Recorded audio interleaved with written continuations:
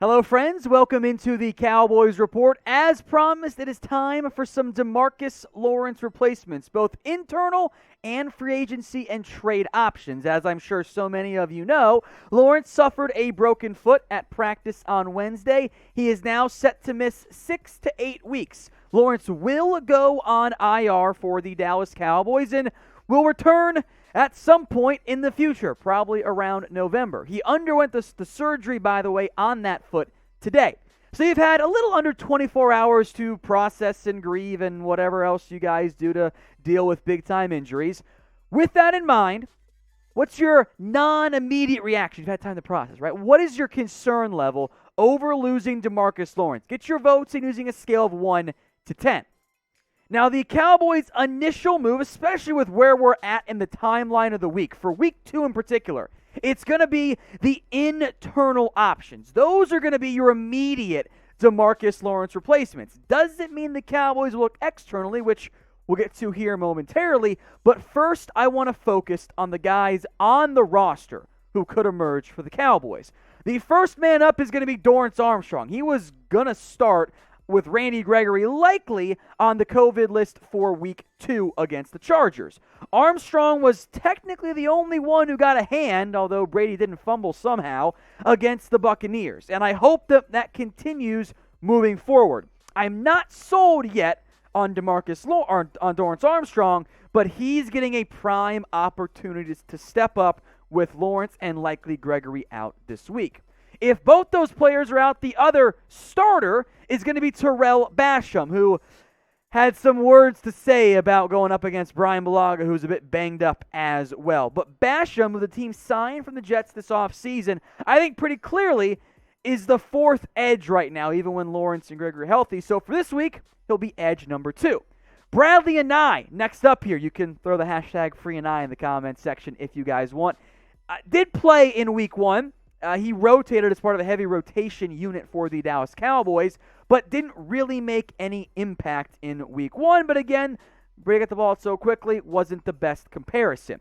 Now, 2 players who did not play in week 1. Chauncey Golston, who was a third-round pick out of Iowa. You see his size listed there, bigger than some of these other edge options. I wonder if he will get some interior defensive line rush reps this week if he's active. He wasn't quite ready to go in time for week 1 coming off the PUP list right there. But he offers you some potential interior help, which from a pass rush perspective, the Cowboys badly need. Unless Osa Odigizua really breaks out, which I'm hoping he does this week, it's been non-existent so far, preseason and in week 1. Then there's the Hard Knocks star, Azur Kamara. The Kansas edge rusher was also a scratch in week 1, offers some special teams value as well. A bit more juice coming off the edge than some of the other guys, but is also still very young and very raw.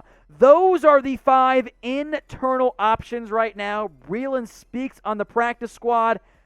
Not sure he's really much of an option, but those are the internal guys. So what do you think?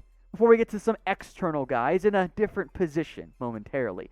Do the Cowboys need another defensive end? This is the pinned comment on today's video.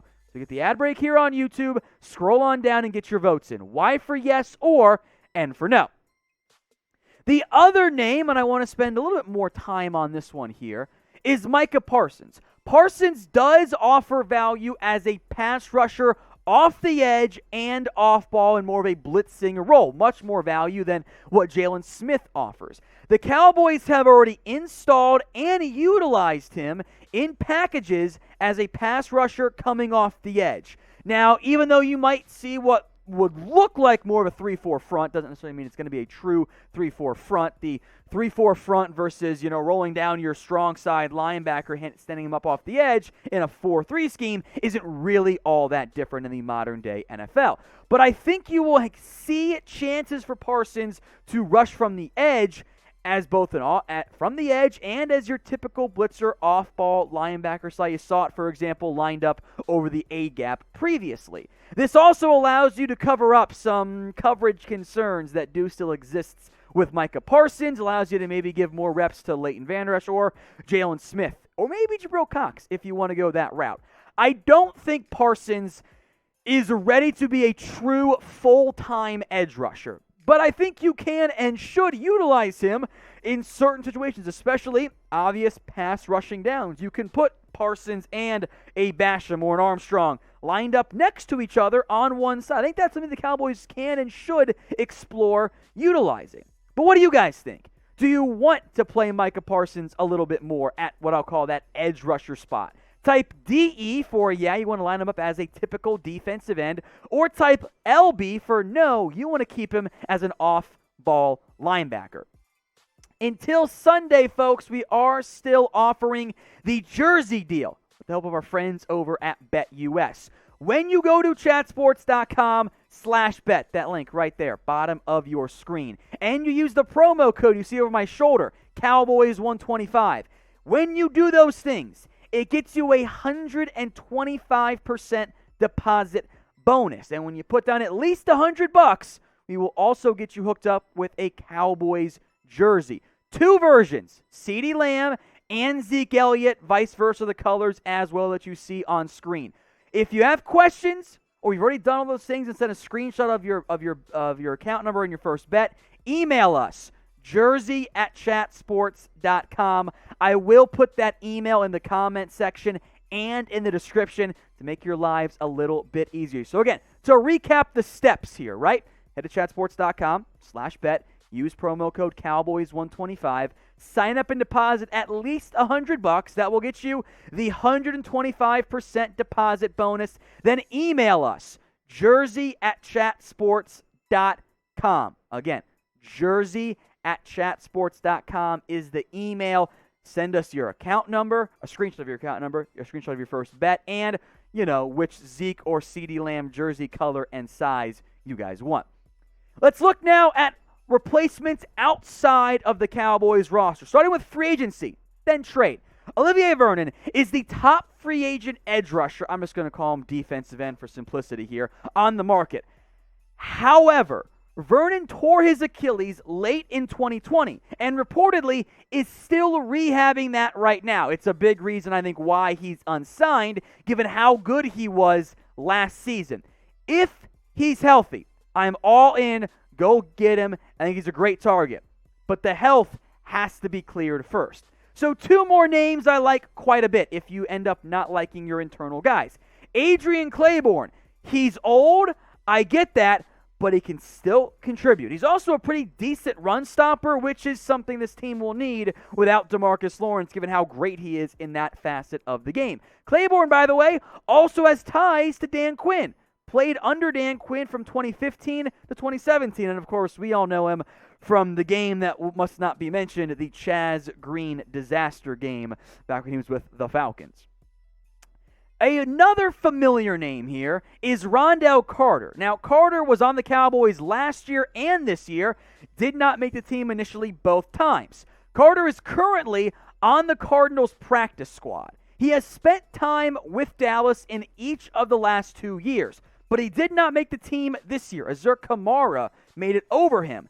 I don't think that things ended that well between the Cowboys and between Carter. Now, that might be an issue. I think that's why Carter went to Arizona on their practice squad instead of sticking around with the Cowboys. But the opportunity on an active 53-man roster, as we saw with Carter last year going to Indy, is pretty tough to avoid if you're an NFL player. So I do think Carter, Claiborne, and Vernon are probably the three biggest names for me. I got two more coming up, but first I want to hear from you guys. Name a free agent defensive end who you want to sign. And we'll get to some no-go names as well, but let me know what you're thinking in the comments section. Two more names I won't spend as much time on, but I want to mention as veterans. Trent Murphy, who has really begun to decline, I think, in his NFL time. Spent some time in Washington and with Buffalo. The market for free agents is not great, but I'll mention Murphy as well as John Simon, who has bounced around the NFL, Patriots, Titans, and others. Again, not great options, but veterans who could contribute if you are unimpressed by the youngsters, if they don't show some promise against Chargers and maybe into week 3 as well. Now, you guys know if the Cowboys make a move, we're going to do a video on it here. We're not going anywhere with the season here. If you want daily videos, sometimes 3 videos. You got 3 videos yesterday with the Tank Lawrence news and our preview. Hit that big red button and subscribe right now. I do want to mention 4 hard pass players, guys, I've got no interest in. First up, David Irving. He doesn't care. Next, Aldon Smith. Look, things did not end that well for Aldon Smith and the Cowboys. He got cut by Seattle, is facing more legal issues. I think that's a pass, plus his big-time sponsor in Jim Tom Sula, no longer in Dallas. Vic Beasley's a name that at first glance is a very logical fit, right? Played with Dan Quinn, former first-round pick. Dan Quinn, I think, is out on Vic Beasley, and I think most of the NFL is, given the way things ended with the Tennessee Titans. That was a disaster. Vic Beasley, again, the effort doesn't appear to be there. I am all the way out. So, too, am I out on Taco Charlton. Not interested. We've done that. I would look in a different direction easily over these 4 guys, despite them being, to an extent, some household names. Clelin Ferrell leads our trade candidate options for the DeMarcus Lawrence replacements. Ferrell was a healthy, quote-unquote, scratch in Week 1, although he was allegedly also dealing with a back issue that flared up during warm-ups. Now, if the back's an issue, that would explain why Ferrell, the former number 4 overall pick, was suddenly in a healthy scratch for the Raiders. Now, they got some issues along the defensive line that might make them unwilling to trade him. But he's never lived up to the hype of being the 4th overall pick, and that was always viewed as a reach. There's also money problems here. $3.35 million salary this year, not including the game check that already got paid, but it's easier that way, and $4.77 million next year, both of which are guaranteed. That's a lot of money to pay for a guy who has not lived up to expectations, but he is one of the bigger potential names out there on the block. Next up is John Cominsky, who played just 2 snaps in Week 1 for the Falcons. But there are dual interesting parties here for the Cowboys. First up, he was drafted by Dan Quinn when he was with the Falcons. Now, it wasn't just Quinn in charge, but the head coach signed off on it, right? The Cowboys also liked him quite a bit coming out of college. And he's cheap. 2 years left on that deal, under $2 million in total. That makes him a very feasible option for the Dallas Cowboys. I want you guys now to name a defensive end who you want to trade for. I've mentioned 2 big names. I'd love to get Chandler Jones. I'm not going to get my hopes up for that one. That one seems a bit unlikely because he's coming off 5 sacks, and oh, by the way, the Cardinals are good. They're not going to trade away arguably their best defensive player. A Michigan man is next up here, Chase Winovich, and he's kind of fallen down the Patriots' pass rushing depth chart. They've got Josh Uche, they've got some Kyle Van Noy edge rush ability, they've got Ronnie Perkins too. They've added a lot of defensive ends / edge rushers, which means he could be a fit as a trade candidate. He's got 2 years left on his deal, under $1.8 million total. Affordable figures for the Cowboys. And he could be a good fit beyond this year if the Cowboys have liked what they've seen in the past. A more of a hybrid name is L.J. Collier, a healthy scratch in Week 1 for Seattle after being a first-round pick a few years ago. Yikes. The Cowboys reportedly liked him in the NFL draft, and I'm inclined to believe that there. And given how bad things are on the interior of your defensive line from pass rush perspective, but he does offer some defensive tackle reps as well. I think that could be a good fit there for the Cowboys, given they liked him and what he brings. Now, money, less of an issue here. $1.48 million salary this year is guaranteed. Almost $2 million next year. Only $1 million of that is guaranteed next season. So if Seattle's out, he could be cheap and could offer you some nice hybrid play, which I do think this Cowboys team could use a little bit of.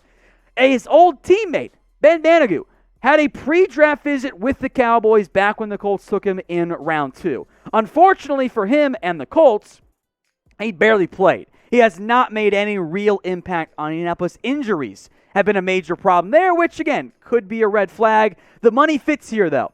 $1 million salary this year, $1.3 million next year. None of that appears to be guaranteed.